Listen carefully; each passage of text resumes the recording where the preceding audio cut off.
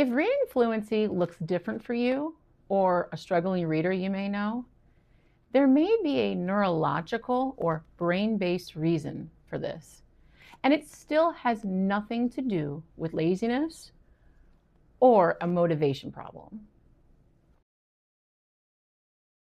Hello, I'm Rebecca the Reading Hacker, and I help struggling readers crack the reading code and find confidence with reading. Fluency struggles don't look the same for everybody. Now, there are different patterns, and we are going to go over some of those today. But I also want to let you know that many people don't fall within these patterns because people are different.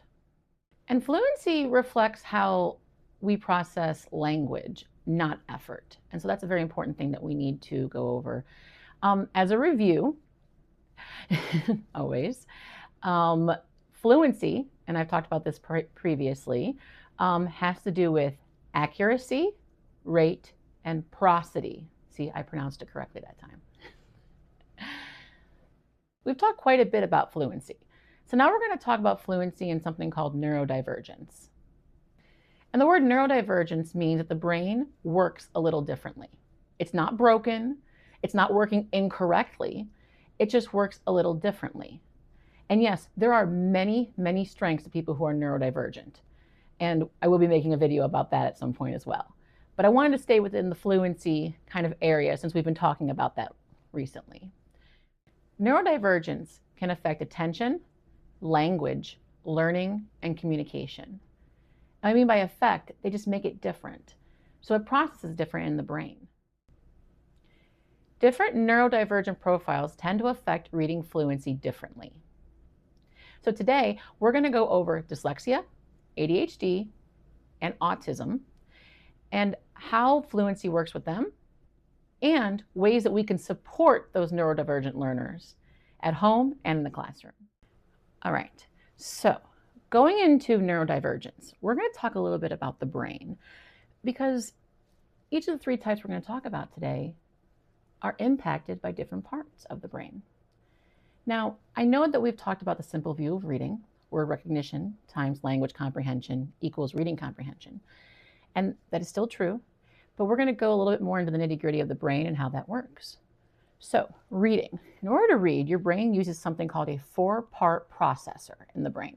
There's four parts that have to work together in order for reading to take place, and they need to be efficient and work quickly with each other. All right, so the first processor is the phonological, and I know crazy word, right? But phonological, all right? It has to do with sound, and it has to do with, not with hearing. We're not talking about like with your ears. We're talking about sound of language and how we manipulate the sounds. There's a word called a phoneme, which is like the single unit of sound, and it's basically has to do with that, okay? The second processor is called the orthographic processor. Now, this is where letters pretty much come into play. It's the visual box of the brain, okay? And so I think you guys can probably, get along with there that word recognition has to do with the phonological and the orthographic working together. You hear the sound, you see the letter, boom, there you go. Decoding, word recognition, phonological awareness, all of those things, okay? Now, there are two other processors that are equally important. And since we talked about word recognition, the other ones are going to have to do more with language comprehension. All right. So we have the language processor, and that will typically go into vocabulary, syntax, background knowledge. And it basically means that you're learning the meaning or understanding. Okay. The fourth processor has to do with context. Okay. And context within how we're reading. So it typically has to go with executive functioning type of attention, memory, and that effort, and all those things that come with executive functioning, sequencing, working memory, okay? So you need all four of these to be working together. All right, so we are going to start with dyslexia first. Just let everybody know, the International Dyslexia Association has updated their definition. They updated it in October of dyslexia. I'm going to link the website down below so you can go and take a look at it a little more in depth. I'm a member of the International Dyslexia Association, and I suggest everyone become one.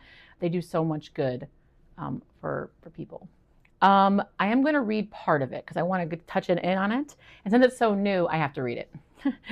Dyslexia is a specific learning disability categorized by difficulties in word reading and or spelling that involve accuracy, speed, or both, and vary depending on the orthography. These difficulties occur along a continuum of severity and persist even when instruction is effective for the individual peers.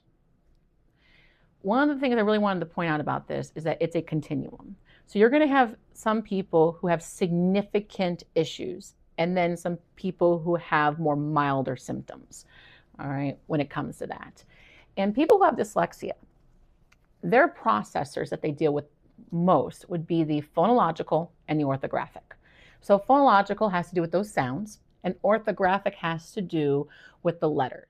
One of the major issues with the orthographic processor is that the words that they're seeing are not readily able to be pulled up for retrieval. So they're having to decode over and over and over again words that they have learned previously.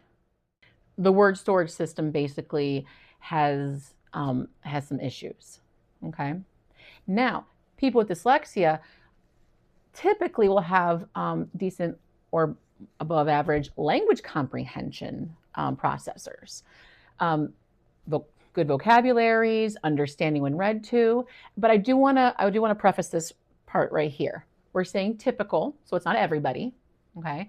And also what I've seen in my practice is one of the ways that we increase our vocabulary or our language comprehension, understanding the syntax of longer words, is by interacting with text and reading.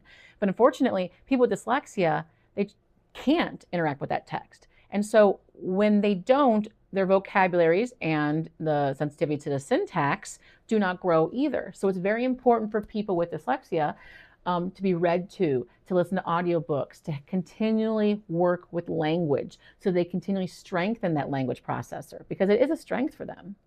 Now, the fourth processor, the context, the executive functioning, really struggles because it's so overworked, the working memory, all of it, because it's having to try to support the phonological and the orthographic.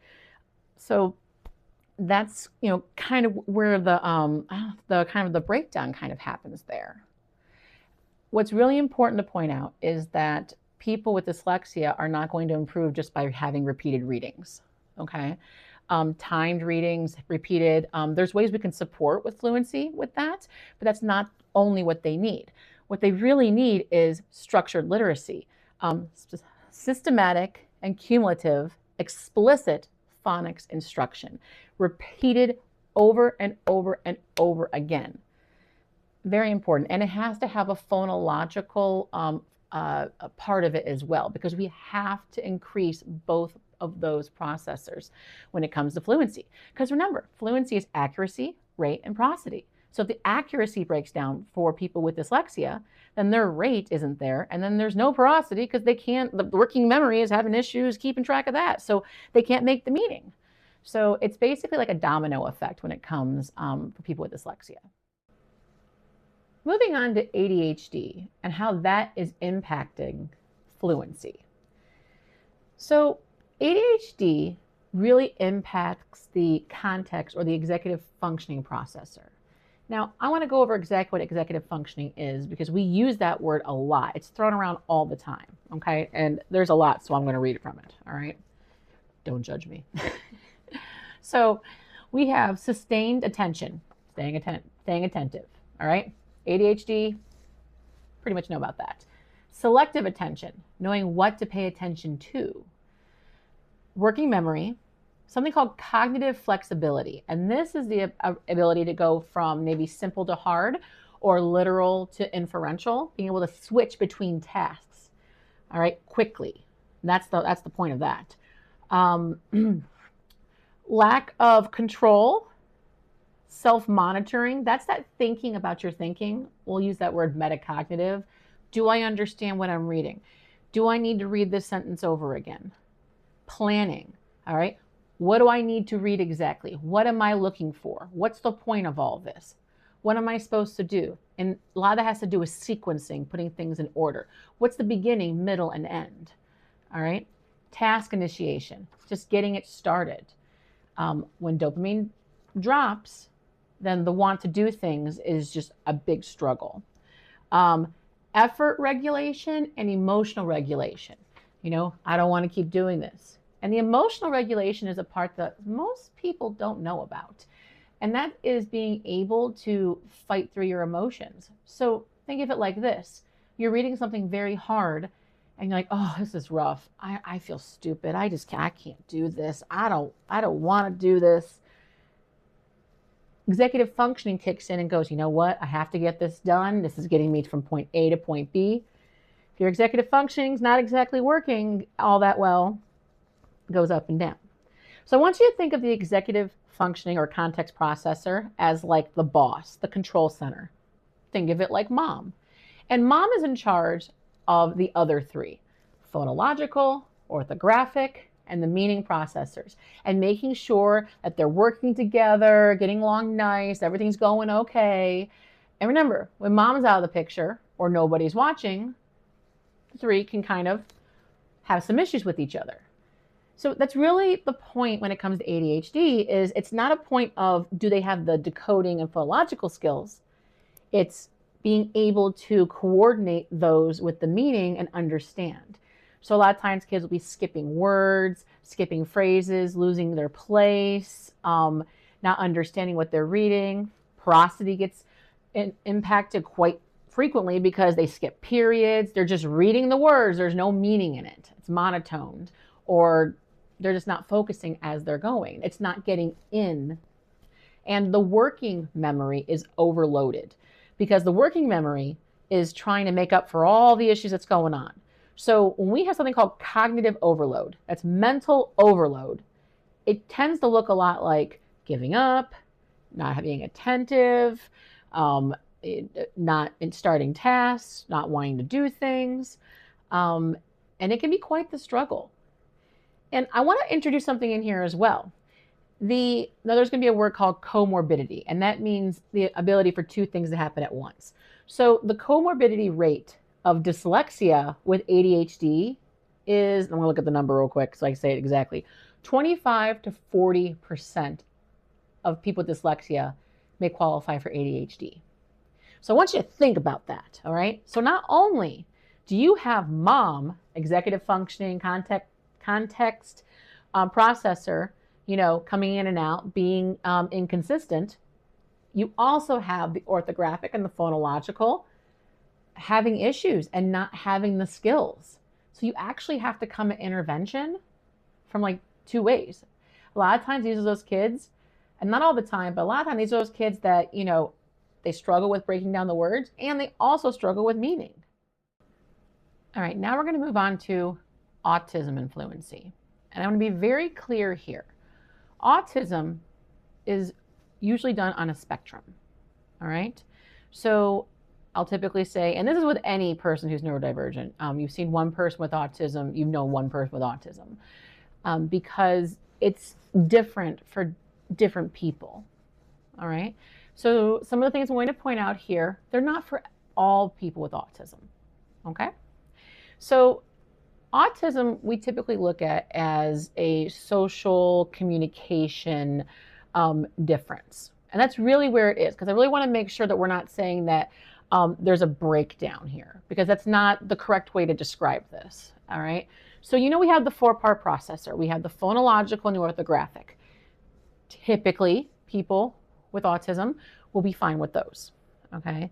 The two areas where there will be some issues are with the meaning and the contextual executive functioning processor. And it's not that they're not working correctly. They work differently. They don't integrate as much as they could, okay? Just want to point that out. So let's talk about executive functioning first, all right? Because there are many people who have autism who are very good at planning. They have excellent working memories, all right? They're very good at those, at paying attention. They're very good at it. So there are some that do struggle with that. Don't struggle with that. Can I talk tonight? But some of the things they may kind of struggle with is that cognitive flexibility, being able to go from one thing to another quickly. And that kind of works in with the literal to the inferential. Okay. Another kind of issue might be with the emotional type regulation and being able to work around with that. All right. But the main area that works differently tends to be the meaning. All right. And here is something that I didn't know until I really started working with people with fluency, especially with people with autism. When it comes to fluency, you have accuracy and rate. People with autism typically do that pretty well. Prosody is where there tends to be a difference. All right. So prosody is that expression, reading with expression. Now, prosody is a social communication way for us to, express what we're reading, understand what we're reading, and we know it is important. But for people with autism, it's not the primary way that we should be assessing whether or not they're understanding. Okay? People with autism may not read with prosody, but they still might understand because their understanding is more internal and they may not express it, or they may struggle with expressing it, or they may not find it important to express it. So something that I would really caution is having somebody read to you and you go, oh, well, their prosody is very monotone, and so you think there's issues. We always want to double check that with some silent reading, because yes, people with autism can struggle with reading comprehension just like everybody else. But just because they struggle with prosody does not mean that they struggle with understanding what they're reading. I'd also like to point out that many people with autism have excellent vocabularies. So this is not meaning that the meaning processor is not working. It's just working differently. All right. Like I said, more internal. It might be more deliberate. It might be more literal. And which is why fluency is a little different for those on the spectrum.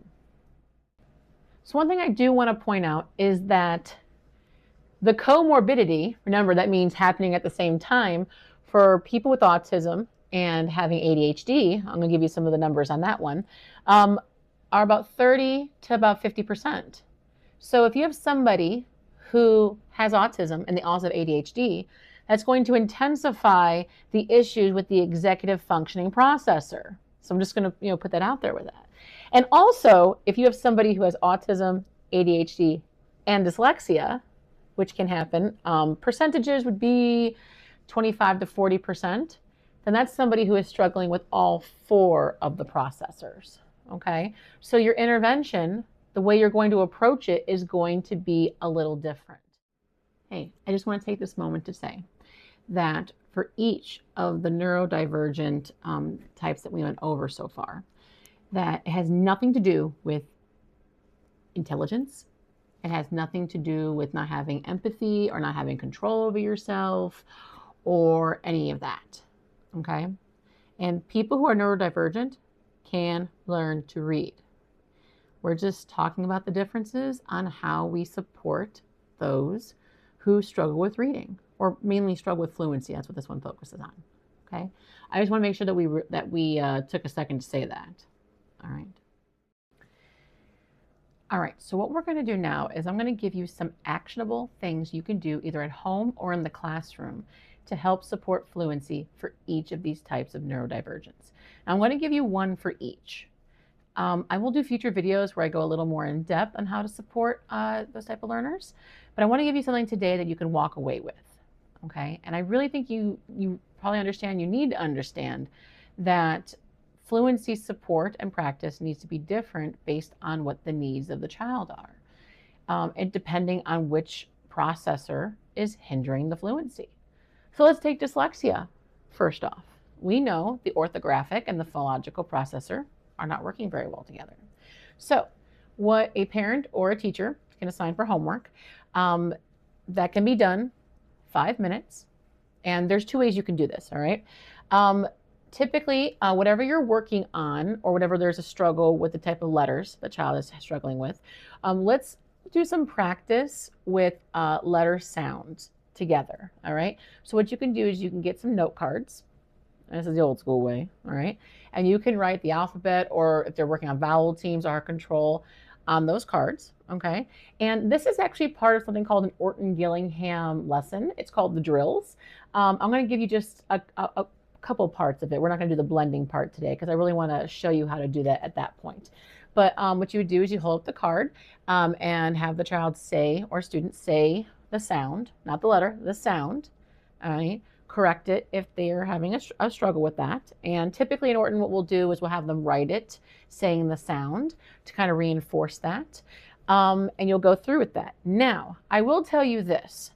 I have set up, because a lot of middle school and high school students don't like to have to do that with their parents. So there is an app, and make sure I say exactly what it is, because I see it on my phone in a certain color, and then I don't remember what it's called.